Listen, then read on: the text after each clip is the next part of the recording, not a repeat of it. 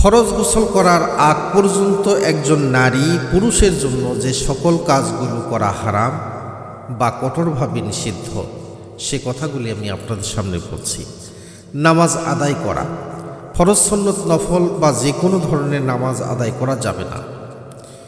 কোরআন স্পর্শ করা, পবিত্র কোরআন শরীফ স্পর্শ করা নিষেধ।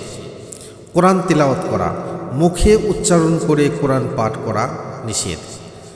মসজিদে প্রবেশ ও অবস্থান করা, মসজিদে প্রবেশ করা বা অবস্থান করা জায়েজ নয়, তবে মসজিদ সংলগ্ন রাস্তা দিয়ে অতিক্রম করা অনুমতি আছে।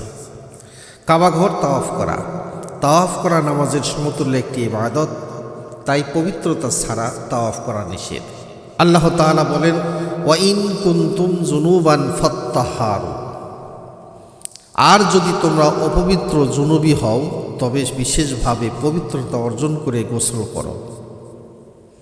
এই আয়াত দ্বারা বোঝানো হয়েছে যে সকল ইবাদতের জন্য পবিত্রতা শর্ত, যেমন নামাজ, সেগুলো গোসলের পূর্বে করা যাবে না। বিশেষ সতর্কতা, ফরজ গোসল করতে ইচ্ছাকৃতভাবে এত দেরি করা যাবে না যার ফলে কোনো ফরজ নামাজ ওয়াক্ত সময় শেষ হয়ে যায়। নামাজের সময় শেষ হওয়ার আগেই গোসল করে পবিত্রতা অর্জন করা আবশ্যক, অন্যথায় নামাজ কাজা করা কঠিন গুনাহ হবে।